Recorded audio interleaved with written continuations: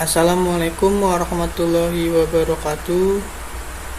Di sini saya ingin mempresentasikan sebuah presentasi berupa video dari mata kuliah Manajemen Proyek Sistem Informasi. Di sini saya akan mempresentasikan dari bab 12 yang berjudul Memahami Pelaksanaan Implementasi Penutupan dan Evaluasi sebuah proyek. Langsung kita masuk ke materinya. Sebelumnya saya perkenalkan diri dulu. Nama saya Fani Ramziani. Saya dari mahasiswa Sistem Informasi di Universitas Mercu Buana. Langsung kita masuk ke materinya. Yang pertama itu implementasi proyek. Di tahapan ini, implementasi sistem atau project implementation merupakan tahap meletakkan sistem atau proyek supaya siap untuk dioperasikan. Implementasi proyek dapat diartikan juga sebagai suatu sistem baru diinstal atau sistem yang lama digantikan dengan sistem baru tersebut. Pada saat testing telah lengkap dilakukan, tim proyek dan manajer proyek menjadi bertanggung jawab untuk memastikan bahwa sistem informasi dipindahkan dengan sukses dari lingkungan development dan tes ke lingkungan operasional dari sponsor atau organisasi customer. Tim proyek dapat memilih satu dari 3 pendekatan untuk implementasi sistem informasi, yaitu yang pertama berupa direct cutover, yang kedua paralel, yang ketiga facet.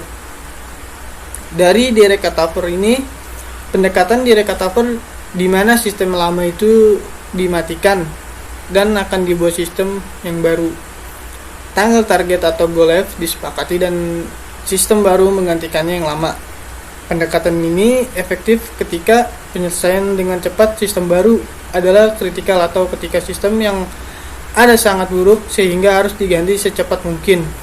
Dan ini ada target lama digantikan ke target yang baru. Selanjutnya yaitu paralel. Pendekatan paralel memungkinkan sistem lama dan baru berjalan bersamaan untuk sementara waktu. Pada waktu tertentu, organisasi mengganti keseluruhan dari sistem lama ke baru. Pendekatan ini tepat ketika masalah atau kegagalan sistem bisa memiliki dampak besar bagi organisasi. Pendekatan ini bisa membuat pengguna lebih stres karena pengguna harus memasukkan data ke sistem yang bertanggung jawab membandingkan output. Facet sendiri pun sistem membentuk modul atau bagian dari organisasi secara bertahap. Contoh, organisasi akan mengimplementasikan sistem informasi akunting dengan implementasi pertama, komponen buku besar, akun payable, akun receivable, dan payroll. Pendekatan ini tepat ketika mengenalkan sistem software ke area berbeda dari organisasi. Contohnya mengupgrade sistem operasi. Departemen TI melakukan upgrade departemen per departemen menurut jadwal yang telah ditentukan. Nah, ini ada gambaran target. Waktu targetnya dari sistem lama digantikan dengan sistem yang baru dari tahap 1, tahap 2 ke tahap 3. Yang kedua ini penutupan proyek. Nah, semua proyek pasti akan berakhir. Semua proyek juga bisa berhenti karena banyak alasan. 5. Keadaan untuk mengakhiri proyek. Gray dan Larson. Itu normal. Sebuah proyek berakhir normal adalah yang selesai sesuai rencana. Ruang lingkup proyek dicapai dengan biaya, kualitas dan jadwal, maupun mungkin terhadap modifikasi dan variasi selama perjalanannya. Selanjutnya bisa terjadi failure walaupun MOV, proyek penetapan nilai proyek bagi organisasi biasanya dan jadwal yang melampaui bisa menghabiskan nilai proyek pada titik di mana biaya untuk menyesuaikan proyek melebihi keuntungan yang akan didapatkan. Selanjutnya prematur. Tim proyek dipaksa untuk menyelesaikan proyek lebih awal walaupun sistem tidak memiliki semua fitur dan fungsionalitas. Contohnya, organisasi membutuhkan sistem operasional baru sampai hanya inti dari perusahaan hanya inti dari kebutuhan dasar untuk menanggapi aksi kompetitor. Selanjutnya, perpetual. Proyek ini juga terlihat seperti tidak pernah berakhir. Proyek abadi mungkin merupakan hasil dari keterlambatan atau ruang lingkup atau IMUV yang tidak jelas ditetapkan atau disepakati. Selanjutnya, change priority. Pada keadaan tertentu, proyek mungkin dihentikan sebagai hasil dari perubahan pada prioritas. Alasannya keuangan atau tidak, atau ekonomi menyebabkan resource tidak bisa lagi berada di proyek. Realita berkaitan dengan penutupan proyek yang harus dihadapi oleh manajer proyek dan timnya, diantaranya itu anggota tim khawatir mengenai pekerjaan kedepannya. Sering anggota tim dari tim proyek dipinjam dari departemen atau area fungsional lainnya dari organisasi. Ketika proyek selesai, mereka kembali ke pekerjaan mereka sebelumnya. Dan bugs pun masih ada. Pengujian sistem informasi adalah proses yang paling penting dari pengembangan sistem. Namun, pengujian kualitas software mungkin tidak menemukan semua defect, dan bug tertentu mungkin tidak diketahui sampai sistem diterapkan. Selanjutnya, kehabisan resource dan jadwal proyek digunakan dari awal proyek. Pada akhir proyek, resource dan waktu tersisa biasanya habis ketika isu tidak terduga, masalah atau tantangan yang muncul. Selanjutnya, dokumentasi menjadi penting. Proyek teknologi informasi memiliki berbagai kebutuhan dokumentasi proyek, sistem, pelatihan, dan user. Idealnya, waktu menulis dokumen dibangun di project plan dan selesai sepanjang proyek. Di sini aja project sponsor acceptance. Kebutuhan paling penting untuk menutup dan keadaan normal adalah mendapatkan penerimaan sponsor proyek. Pengiriman instalasi dan penetapan dari sistem informasi tidak berarti sponsor proyek atau klien akan menerima produk proyek. Nah, terdapat dua tipe sponsor proyek. Yang pertama itu short-sighted sponsor. Sponsor proyek terlihat proyek sebagai kontrak pendek hubungan penjual pembeli, di mana mendapatkan uang adalah kriteria paling penting untuk menerima proyek ini. Dan ini juga mengarah pada hubungan merugikan jika sponsor berniat untuk menegosiasikan ulang ruang lingkup proyek atau harga pada akhir proyek.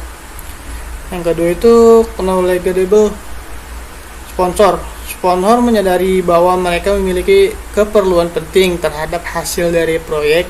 Sebagaimana hasilnya, mereka akan aktif terlibat di keseluruhan proyek dalam cara yang membangun. Sponsor jenis ini juga mungkin mengajukan pertanyaan sulit selama review proyek untuk memastikan kesuksesan sebuah proyek. Di sini ada final project report. Itu umumnya manajer proyek dan tim harus membuat laporan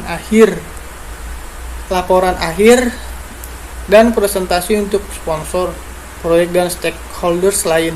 Tujuannya juga untuk memberikan sponsor proyek keyakinan bahwa proyek telah selesai sesuai business case, project charter, dan project plan. Laporan diedarkan ke stakeholder sebelum presentasi untuk memperoleh balikan dan mengidentifikasi bagian yang belum selesai yang harus dijadwalkan untuk dilengkapi.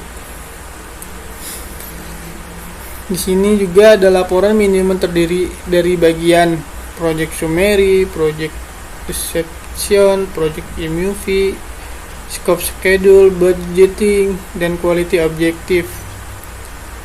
Lalu ada comparison of plan versus actual, original scope dan history of any approved change, original schedule deadline versus actual completion date, original budget versus actual cost of completing the project, test plan and test results.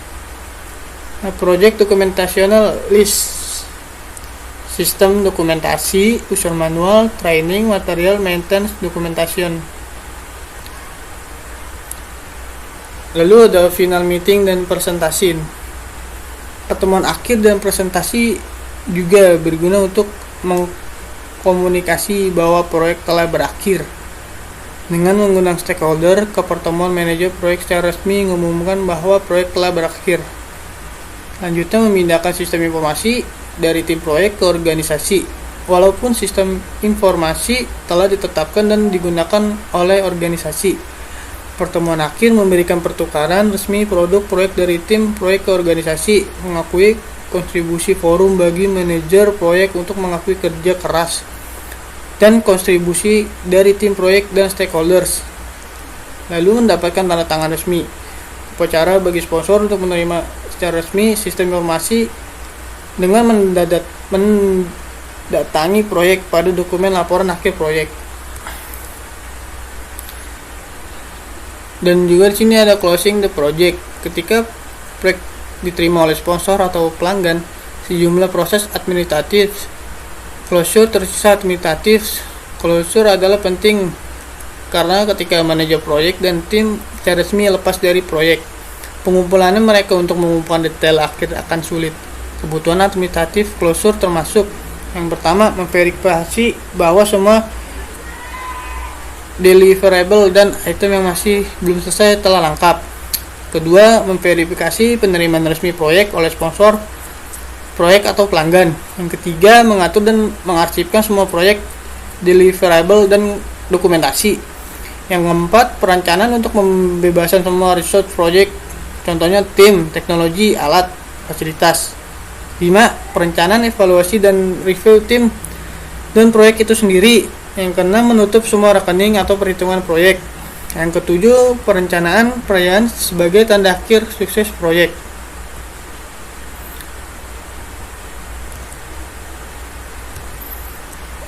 Dan yang ketiga itu evaluasi proyek. Stakeholder berbeda akan memiliki pandangan berbeda mengenai sukses untuk tim proyek. Mungkin memperoleh pengalaman berharga dan merasa bahwa pekerjaan mereka akan memberi dampak positif bagi organisasinya. Bagi manajer proyek, ini akan mengarahkan ke proyek yang akan memberi keuntungan bagi perusahaan atau promosi ke yang lebih besar. Di sisi lain juga, klien atau sponsor melihat sukses proyek dan bentuk MUV tercapai setelah proyek diimplementasikan. Di sini ada 4 tipe evaluasi proyek yang harus dilakukan, yaitu kita pertama harus mereview kinerjanya secara individu. Manajer proyek juga harus melakukan review kinerja individu dengan setiap anggota tim proyeknya. Manajer proyek harus fokus pada hal berikut. Yang pertama, mulai dengan evaluasi kinerja individu. Hindari berkata, kenapa kamu tidak seperti dia, kenapa kamu tidak seperti ini. Hindari dengan kata-kata itu. Dan selanjutnya, fokus pada sikap tertentu bukan individu. Selanjutnya, konsisten dan adil. Yang terakhir, review harus memberikan sebuah kesepakatan pada peningkatan kinerja. Dan yang kedua ini ada review akhir proyek. Setelah laporan akhir proyek dan presentasi selesai, manajer proyek dan tim juga harus melakukan review akhir proyek sebelum tim dibebaskan dari proyek saat ini dan didokumentasikan lesson learned.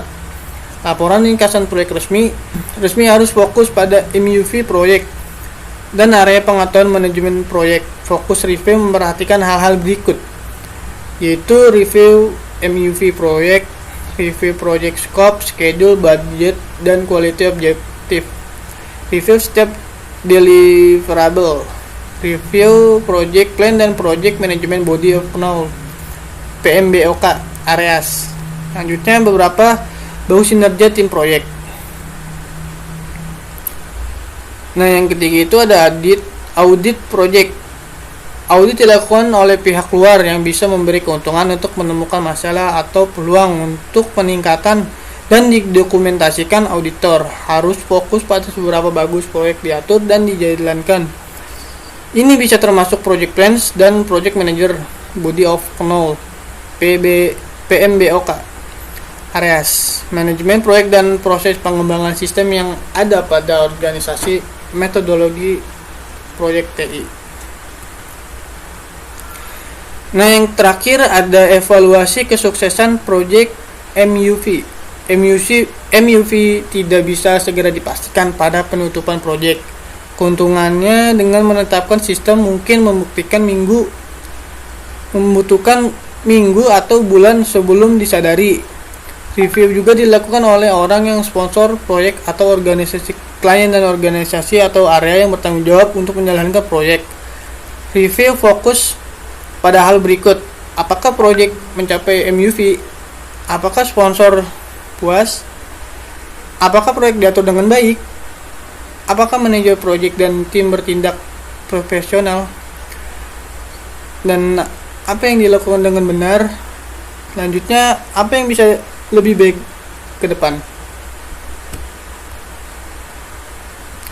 Ya, mungkin itu aja video presentasi dari saya.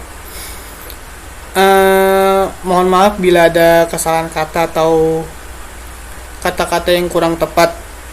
Dan jangan lupa dibantu like-nya teman-teman semua, di-share juga agar saya bisa mendapatkan like yang banyak dan bisa mendapatkan nilai yang bagus juga di mata kuliah ini. Ya, terima kasih. Wassalamualaikum warahmatullahi wabarakatuh.